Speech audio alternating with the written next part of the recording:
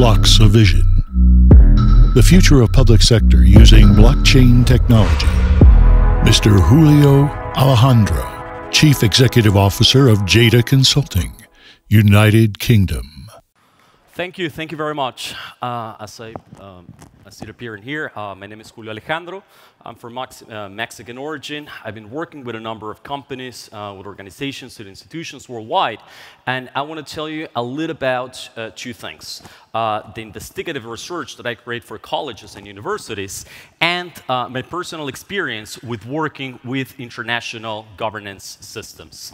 Systems that use decentralized political technologies to eliminate violence or to create a larger market of innovation where the market, the technologies, the startups would actually be creating the products and the services instead of a centralized government or authority. So overall, how would a world without a government, without a central authority, without a central bank, and without a centralized constitution or legislation, a set of laws, how would it operate? And which kind of practical examples do we have? And which is the philosophy that underlines these principles? What is the mentality? What is the mindset that these people have for them to build products being on top of blockchain? So I would start giving 3 examples of what I consider to them to be the market of innovations. The 3 most important and revolutionary distinctive sets of decentralized autonomous organizations, 3D printed products and substances, and intention communities, where it is not only about creating a startup or ameliorating government, but actually creating a physical government, not a digital government, but a physical government on top of a blockchain and using blockchain principles. So what is necessary for people to understand is that most of the blockchain ecosystem is based on 2 radical and 2 substantial principles. That is the principle that people have the right of privacy. That privacy, it is created by anonymity. It is privacy when we decide to transact.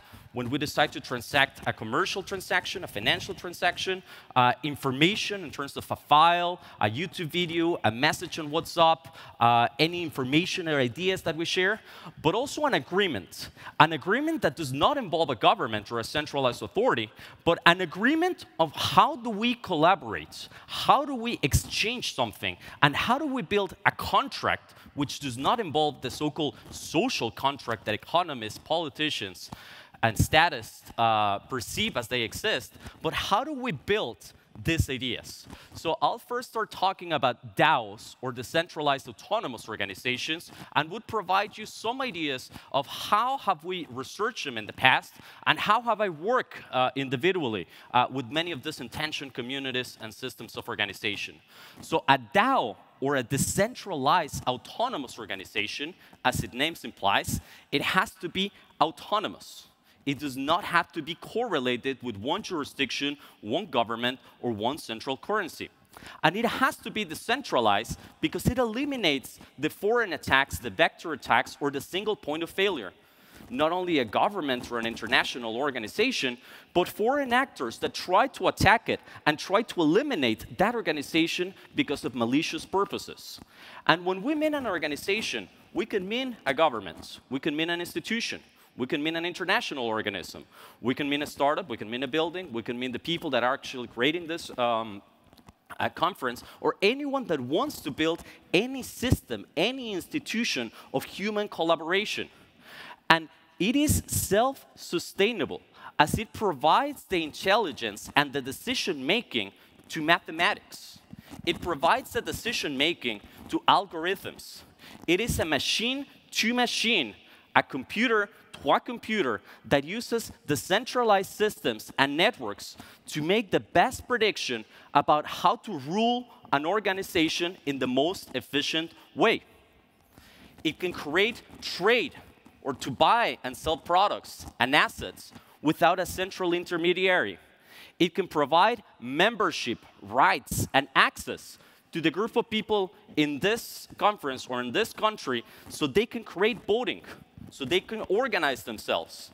It can provide membership to the citizens of the country of Slovakia. It can provide a vote, which is a right, and they can provide a time set. You have to vote between 9 a.m. and 11 p.m. on the 3rd of October of 2019. And when you manage to create decentralized autonomous organizations, you eliminate the managers. You eliminate the boards, the board of directors, and you eliminate overall the group of people that creates the administrative burden and jargon and difficulties, because most of the decisions are created by the mathematics that the developers, when they create smart contracts and DAOs, they create and organize by themselves. A few examples of how can a DAO be used is if you would be using a DAO to have taxations without a central government. Is if you would be running a corporation like McKinsey or Coca-Cola or Globsec or any transnational corporation, Nike, or a set of jeans, without a centralized manager. If you put it to the physical world, you could have the decentralization of public architecture and transportation, meaning all the taxis and all of the public lights, they could run without the centralized government, using mathematical principles to establish prediction mechanisms and systems of verification to allow a car to travel from one place to the other when the light is green and to stop when the light is becoming yellow or red. And from when we walk and when we talk about DAOs and organizations like Oregon or DAO Stack, based in Berlin, that they create these ideas. The most difficult part, and what I believe that there's going to be a disruptive change, is when we stop thinking about the digital and we happen to the physical. Meaning, when DAOs exist in the electronic world, they exist on the internet. We cannot see them, we cannot touch them, we can interact with them, but those are digital transactions. Those are digital exchanges. What we believe, people that are economists, libertarians, crypto-anarchists, people that work with the decentralized technologies, the centralized political technologies, is that the digital has to become physical. And the digital will become physical when we create intention communities and 3D printed products and substances. Which intention communities do they exist, and why do they matter? They matter because it provides multi-legal systems that are not centralized within one constitution. In Slovakia, the rules of Austria, or China, or Nigeria, or Argentina, they do not apply. The individual has no human capacity and action to oppose those laws or systems without being incarcerated or having physical violence used against those people. The mechanisms of redistribution in terms of taxes, of collectivism in terms of a visa, or restrictionism against a product that a government does not like or want, would be hardly eliminated if people can live where they want to live and associate where they want to associate, and can 3D print whatever kind of products, substances, or plastics as they desire. BitNation, Liberland, the Seasteading Institute, Free State Project in New Hampshire.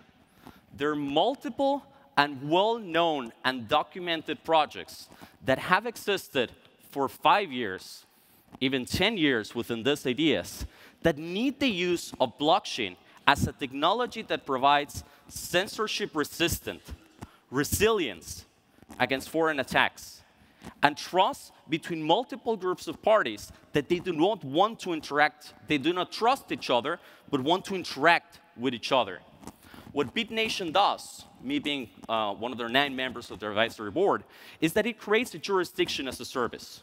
So you can, if you want to trade, if you want to exchange any kind of information, you do not have to rely within the constitution of Slovakia.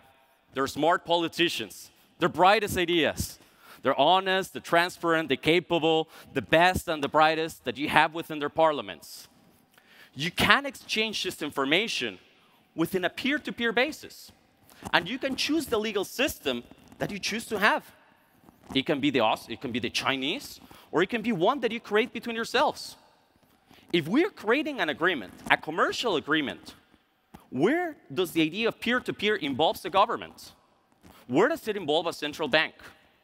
Who told me that I had to adhere to the central bank and to the central government? And if I'm someone from Syria or Saudi Arabia, or if I'm from China or Venezuela or North Korea, and people tell me that I have to adhere to the laws of Venezuela and Cuba, where did anyone actually agree to them? To your commercial transactions, to your ideas that there has to be a social contract where you and me, for us to create a community, we have to agree within some pre-existing ideas that most of the times eliminates private property. They have no respect against negative rights, constitutional rights, against natural rights. For libertarians and people that understand Austrian economics, or understand Chicago School of Economics, who understand the correlation between politics, governance, and how do we trade, how do we exist in society by providing each other value, it makes a lot of sense that those people want to get together into those communities. So they're trying to create Liberlands in Serbia, in the border of Croatia, and they're trying to have a secessionist movement in New Hampshire, instated by the Free State Project, formerly by Carla Gericke. And those projects, they believe that people should be able to live your life as you want, without a central government or authority to explain, to work, to determine, and to be nanny babysitting you according to whatever products you can buy, trade, or sell. That will not discriminate against your nationality, your visa, or your ethnicity, as the current immigration system does. And that would also allow you to create any trade as long as this does not create an externality and basic public good exists in society. So for people that understand this, they would also realize that there needs to be, from the physical, also the physical construction and creation of products. Most famous by Cody Wilson in Distributed Defense in Austin, Texas, it is the creation of 3D printed products for defense. But I mentioned more about large plastics, about superfoods and substances, mainly involving proteins, things that would biohack or enhance your body, your physical body, your muscles, to have larger and better understanding of reality, to have better memory, to last with better performance, to have longer performance hours.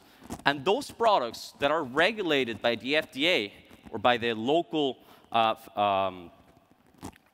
food and drugs abuse authorities that you have in your local country would be minimized, would be virtually eliminated if you can 3D print these products. And as final, I want to mention what are the ideologies, what is axiology, what is the perception, what is the personality, who are usually the people that work within these disruptive technologies. What we've heard so far, and from many of the other speakers, none of them really work within disruptive technologies or governance. They just want to make a better government. This idea is about creating an absolutely different government that is based in competition, that is based in multiple parties, having multiple ideas, coming with multiple startups, finding multiple capitals from multiple sources, and determining which one is better, which one is more efficient, which one works the faster, which one creates less violence, which one creates less corruption, which one creates less intromission within the individual life. And for that, I would say two things. Most of the people that work in Austrian School of Economics, or the cryptography of Austrian School of Economics, they oppose liberal democracy. They oppose liberal democracy as democracy is seen to be as the majority rule over a minority. Democracy also eliminates property and natural rights, the right of living in a country or living here according to your own wishes. Democracy is what brought Donald Trump and Brexit and was about this close to bring Marine Le Pen into power.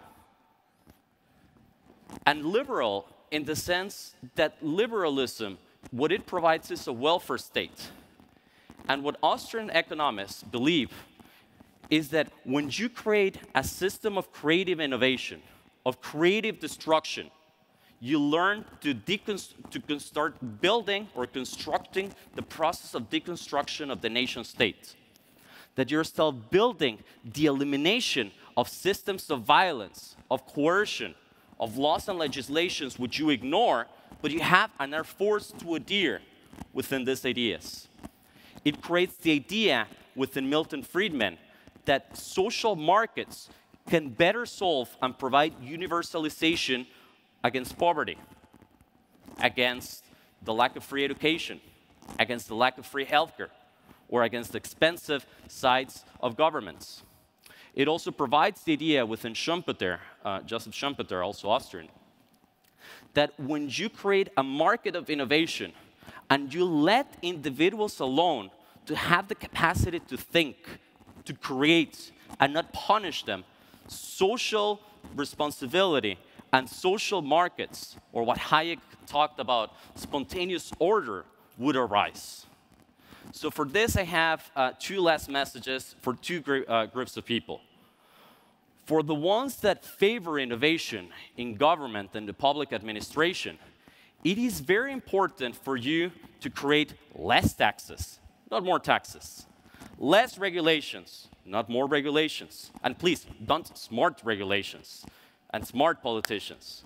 And to have a less government, a minimum government, a non-obstructive government, instead of a smart government, a rational government, a desired government. The vast majority of people that work in Bitcoin in its early years, 20 years ago, 30 years ago, most of them not only were libertarians and privacy advocates, but most of them adhered to the idea that they should be market competition and market regulation, not government competition and not government regulation. And for the startups, for people that have a project, that have a startup, and they want to provide a service, it's necessary to understand that Bitcoin as it exists at the moment, it is the biggest wish of any authoritarian, totalitarian regime. When governments do not want to use Bitcoin, it's based out of ignorance, because it allows you to trace and to provide exact liability to every single transaction that exists at the moment. Bitcoin as it exists at the moment, it's a tool for surveillance that can be used for controlling, for censoring, for attacking any individual within an immutable ledger that people will not be able to control or to erase.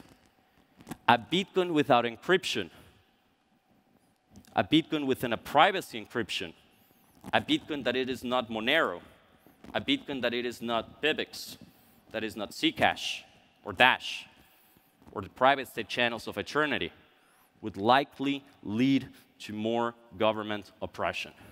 It is the wet dream of a totalitarian society and regime. It is exactly what governments want, need, and desire, to be able to trace every single transaction, every single exchange, every single mechanism, every activity, everything that you have done online and offline.